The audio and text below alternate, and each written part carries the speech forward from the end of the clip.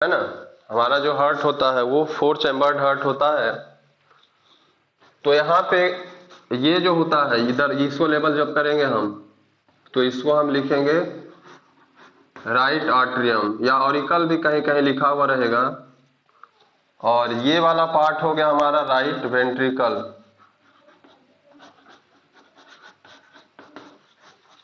उसी तरह से इधर से ये वाला हुआ लेफ्ट आर्ट्रियम, और ये वाला जो पार्ट हुआ वो लेफ्ट वेंट्रिकल। यानी कि 2 ऑरिकल होगा और 2 वेंट्रिकल होंगे, है ना। अब देखो कहीं एक जगह से हम स्टार्ट करते हैं, कहीं एक जगह से स्टार्ट करेंगे।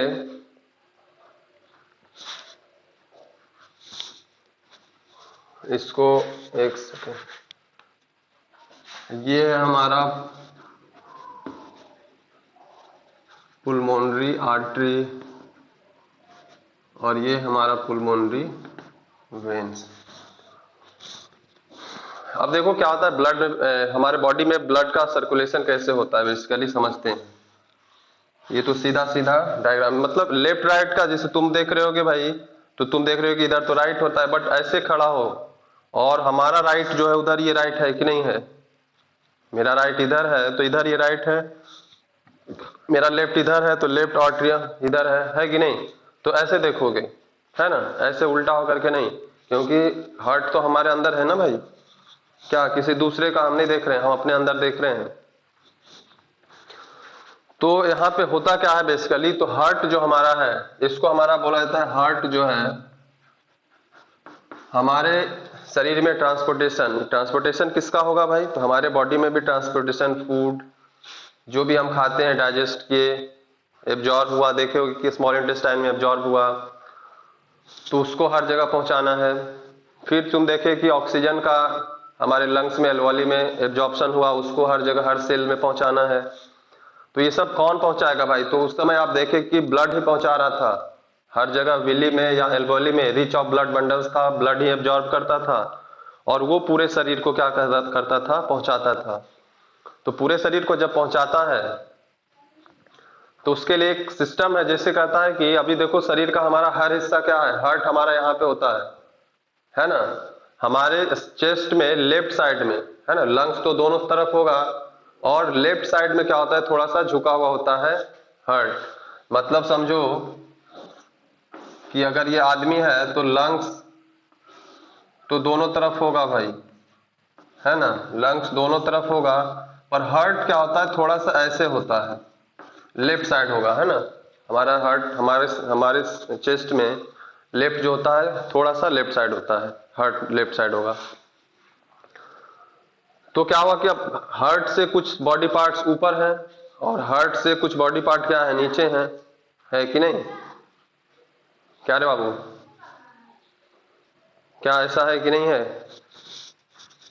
हार्ट अगर हमारे चेस्ट के पास है तो उस चेस्ट से कुछ बॉडी पार्ट्स ऊपर हैं और कुछ बॉडी पार्ट्स क्या है, नीचे भी हैं।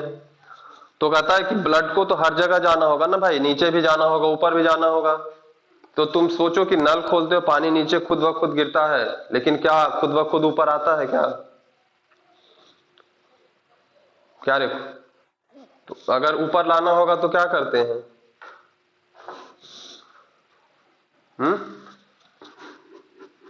अगर ऊपर लाना होगा तो हमें पंप की आवश्यकता पड़ती है ना। घर में पंप लगाते हो ना, टंकी में पानी चढ़ाना है तो कहता है कि हमारे बॉडी में भी हार्ट क्या काम करता है भाई, तो जस्ट लाइक पंप है ना। हार्ट का फंक्शन मेनली क्या है, तो ब्लड को पंप करना, जिससे क्या होगा कि एक बार जो ब्लड नीचे चल गया वो ऊपर भी आएगा। क्योंकि अगर हार्ट हमारा है, हाथ से अगर ब्लड नीचे चल गया, मान लेते पैर तक गया, तो भाई नीचे से खुद तो ऊपर आएगा नहीं, लेकिन वो आना चाहिए, क्योंकि वहां जाके इम्प्योर होगा ब्लड, कार्बन डाइऑक्साइड वहां पे बन गया, तो कार्बन डाइऑक्साइड फिर से वापस आना चाहिए और फिर से रिलीज होना चाहिए। तो कहता है कि ये पंप का काम करता है, ब्लड को ऊपर नीचे कहीं भी पहुंचाना है तो पंप से हम कर सकते हैं भाई। यानी कि पंप क्या करता है, एनर्जी जनरेट करता है। वहां पे हमारा क्या करेगा, नीचे से भी ऊपर ब्लड को खींचेगा, ऊपर से कहीं जहां पहुंचाना इजिली वो पहुंचा सकता है। तो देखो कहीं से स्टार्ट करो तुम कहीं से स्टार्ट करोगे भाई, चाहे इधर से स्टार्ट करो ब्लड का कि पहले लेफ्ट आर्टरियम में आया, उसके बाद पहले ब्लड देखो कहीं से होगा कि मान लेते हैं पल्मोनरी वेन्स के थ्रू ब्लड कहाँ आया, लेफ्ट आर्टरियम में आया, वहां से ब्लड कहाँ चला गया भाई, तो लेफ्ट वेंट्रिकल में। पहले ब्लड पल्मोनरी वेन के थ्रू लेफ्ट आर्टरियम में आया, लेफ्ट आर्टरियम जब उसको पुश किया, हमारा हार्ट क्या होता है, धड़कते रहता है ना, पुश एक्सपेंशन एंड कॉन्ट्रैक्शन चलता है वहां पे।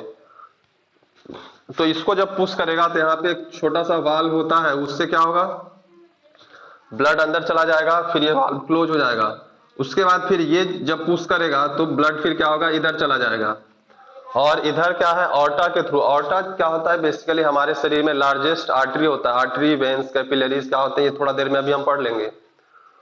तो अब यहां से राइट लेफ्ट वेंट्रिकल से फिर क्या होता है, ऑर्टा के थ्रू वो क्या होगा, पूरे बॉडी में क्या होगा भाई, वो ब्लड जो होगा ऑक्सीजनेटेड ब्लड, जिसको प्योर ब्लड भी कह सकते हो, तो वो क्या होगा, पूरे शरीर में चला जाएगा। अब पूरे शरीर में जब चला गया ब्लड, तो हर जगह सेल में क्या हो गया, सेल में अपना भोजन बनाया भाई, रिस्पायरेशन किया माइटोकॉन्ड्रिया में।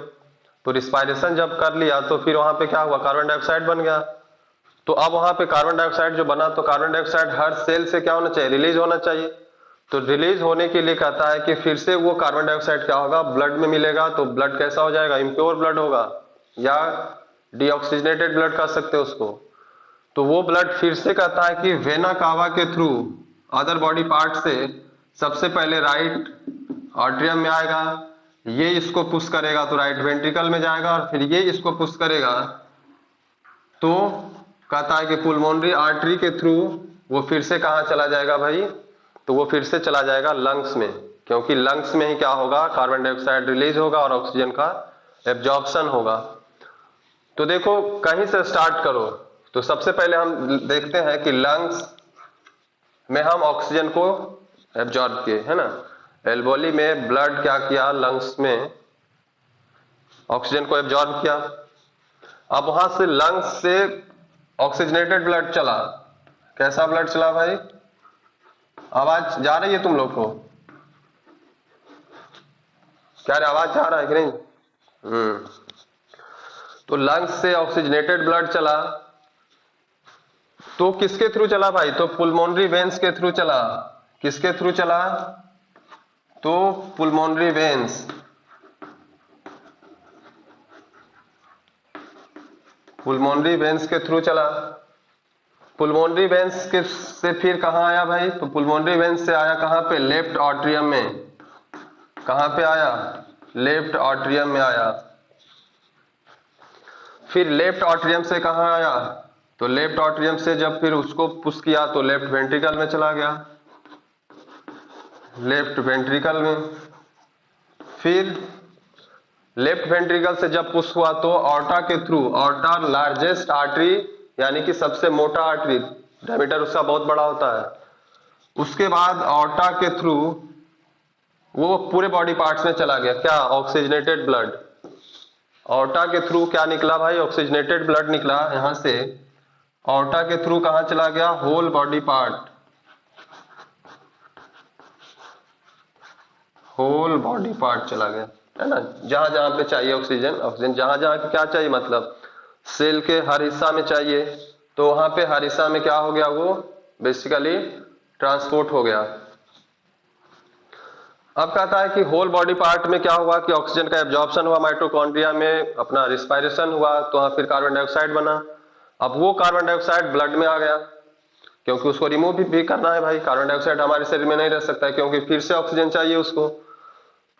तो फिर कहता है कि यहां से होल बॉडी पार्ट में फिर अब वहां से रिस्पायरेशन हो जाने के बाद अब ब्लड कैसा हो गया भाई, तो अब हमारा ब्लड हो गया डीऑक्सीजनेटेड। कैसा हो गया, डीऑक्सीजनेटेड,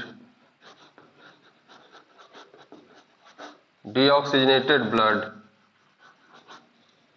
यानी कि उसको इम्प्योर ब्लड भी कह सकते हो, है ना, डीऑक्सीजनेटेड ब्लड या इम्प्योर ब्लड। तो डीऑक्सीजनेटेड ब्लड फिर देखो किसके थ्रू, वेना कावा के थ्रू, कहाँ पे पहुंचेगा? तो राइट आर्टरियम में पहुंचेगा। किसके थ्रू पहुंचेगा भाई? तो वेना कावा के थ्रू।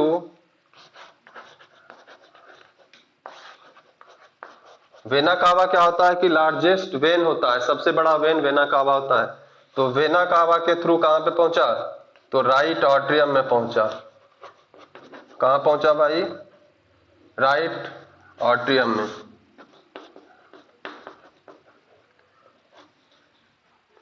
अब राइट आर्टरियम जब पुश किया तो फिर कहां चला गया? राइट वेंट्रिकल में चला गया। राइट आर्टरियम से कहां चला गया भाई? राइट वेंट्रिकल में चला गया। और फिर राइट वेंट्रिकल जब पुश करेगा तो देखो, राइट वेंट्रिकल जब पुश करेगा, यहां से जब पुश हुआ तो ब्लड ऐसे निकल के इधर से पुल्मोनरी आर्टरी से कहां पहुंच जाएगा? वो फिर से लंग्स में पहुंच जाएगा। वेना राइट वेंट्रिकल से वो फिर से लंग्स में पहुंच जाएगा। और ले जाने वाला कौन होगा भाई?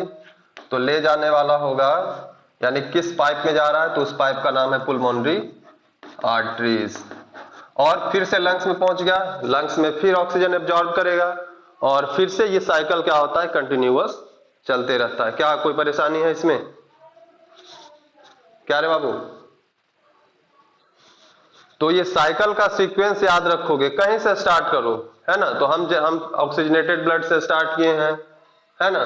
किसी को मन होगा कि नहीं हम डीऑक्सीजनेटेड ब्लड से स्टार्ट करेंगे, तो करना भाई, लेकिन ज्यादा सही यही रहेगा कि लंग्स में पहले ब्लड ऑक्सीजनेटेड हो गया, क्योंकि हम श्वास लेते हैं तो सबसे पहले हम लेते हैं, बाद में छोड़ते हैं ना भाई।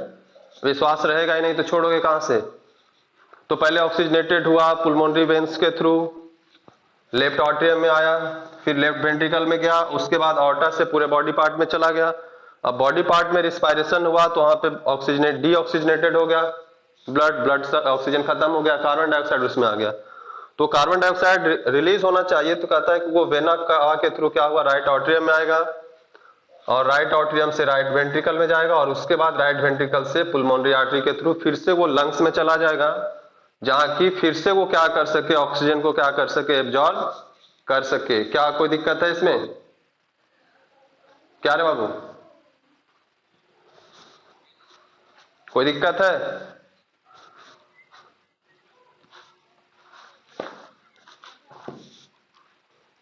तो नहीं लिख रहा है लंग्स एरो, क्या दिया हुआ है? नहीं दिख रहा है क्या ये चीज तुमको?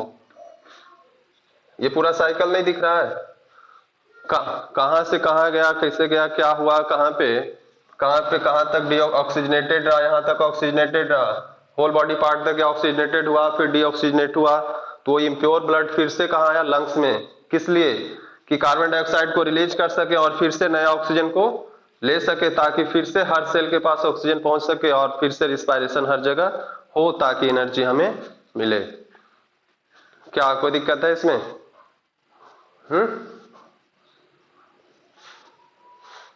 तो एक बात समझो कि लेफ्ट वाला पार्ट जो है, लेफ्ट आर्टरियम या लेफ्ट वेंट्रिकल, इसमें कैसा ब्लड आता है? तो लेफ्ट साइड हमारा क्या आएगा? Oxygenated blood. लेफ्ट साइड क्या आया है? ऑक्सीजनेटेड ब्लड आया है कि नहीं? पूछे, जैसे क्वेश्चन पूछता है कि हार्ट का जो लेफ्ट पार्ट है, लेफ्ट आर्टरियम या लेफ्ट वेंट्रिकल, उसमें ऑक्सीजनेटेड ब्लड होता है कि डीऑक्सीजनेटेड? तो उसमें ऑक्सीजनेटेड ब्लड होता है बाबू। और राइट आर्टरियम राइट वेंट्रिकल में क्या होगा? डीऑक्सीजनेटेड ब्लड होगा, या इम्प्योर ब्लड भी कह सकते हो। क्या कोई दिक्कत है इसमें? फिगर बनाने में भी कोई दिक्कत नहीं होना चाहिए बाबू, ठीक ना। फिगर बना दोगे, बहुत मुश्किल फिगर नहीं है। मेरा भी फिगर ठीक ठाक बन गया है, तो तुम लोग का तो बना ही लोगे, बच्चे हो अभी। क्या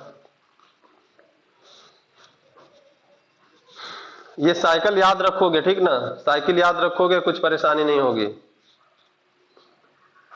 क्या कोई दिक्कत है इसमें?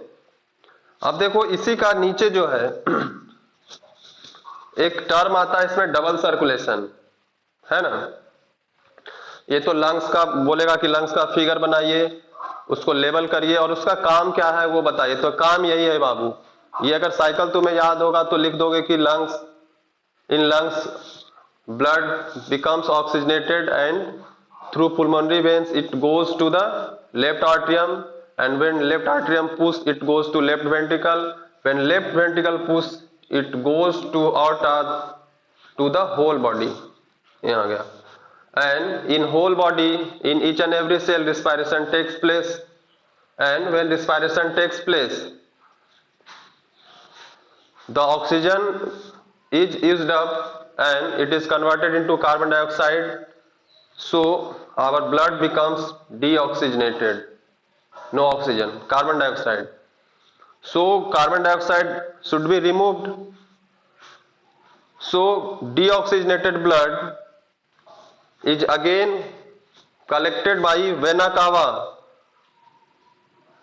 to the right atrium, and when right atrium pushes या pushed, it goes to the right ventricle, and when right ventricle push, it goes to the lungs through pulmonary artery. बस ये हमारे इसका फंक्शन हो गया। क्या कोई दिक्कत है इसमें? ये साइकिल याद होगा तो EMR लगा के तो लिख ही सकते हो, क्या कोई परेशानी है ना? इसलिए कहानी याद नहीं करोगे, इसको इस साइकिल को याद कर लोगे, क्या हो जाएगा?